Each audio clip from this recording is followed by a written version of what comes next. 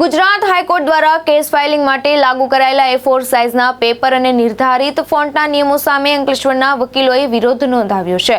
વકીલોએ કોર્ટની કાર્યવાહીથી અલિપ્ત રહી હડતાળ પાડી અને પરિપત્રની હોળી કરીને નવા નિયમો પાછા ખેંચવાની માંગ કરી છે. અંકલેશ્વર વકીલ મંડળના સભ્યો કોર્ટ સંકુલ બહાર એકત્રિત થયા હતા અને સૂત્રોચ્ચાર સાથે હાઈકોર્ટના પરિપત્રનો વિરોધ કર્યો હતો. પરિપત્ર મુજબ નવા કેસના ફાઇલિંગ માટે A4 સાઇઝના પેપર અને નિર્ધારિત ફોન્ટનો ઉપયોગ ફરજિયાત કરવામાં આવ્યો છે.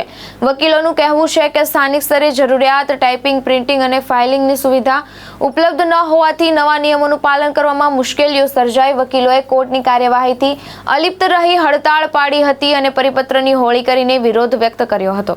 પરિપત્ર પાછો ખેંચવામાં નહીં આવે ત્યાં સુધી વિરોધ યથાવત રાખવાની ચીમકી પણ આપવામાં આવી છે. નામદાર ગુજરાત હાઈકોર્ટ તરફથી 1/8/2026 ના રોજથી દરેક કોર્ટમાં માત્ર A4 સાઇઝના પેપર્સનો જ ઉપયોગ કરવામાં આવશે એવું સ્ટ્રિક્ટલી સર્ક્યુલર બહાર પાડેલ છે. એ જે A4 પેપર્સ છે એમાં પણ માર્જિન આપવામાં આવ્યા છે, એની સામે પણ વાંધો નથી, પરંતુ રૂટિનમાં તમારે જે કંઈ અરજીઓ આપવાની થતી હોય એ અરજી પણ લેખિતમાં નહીં, ટાઈપ કરીને જ આપવાની, માત્ર સાઇન તમારી કરવાની, એ સિવાયનું બધું રાઇટિંગ ટાઈપ કરેલું હોવું જોઈએ.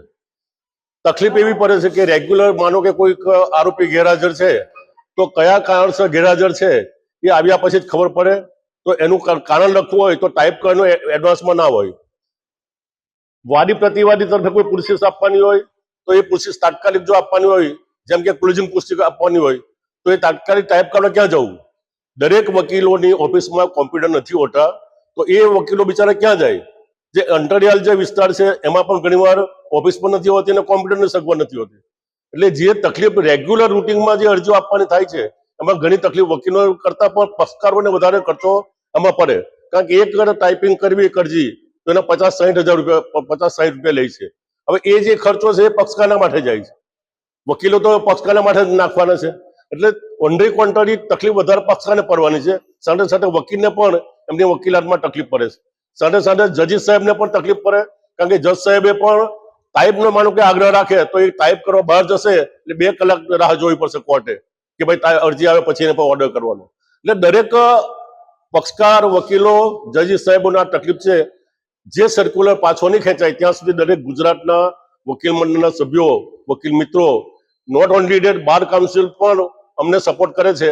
અને એક અંકલેશ્વર વકીલ મંડળ આજથી 7/8/2026 થી અચોક્કસ મુદતની હડતાલ પર ઉતરે છે અને કોઈ પણ પક્ષકારને કોર્ટમાં પ્રવેશ આપવામાં આવશે નહીં જ્યાં સુધી સર્ક્યુલર પાછો ખેંચશે નહીં. Thank you.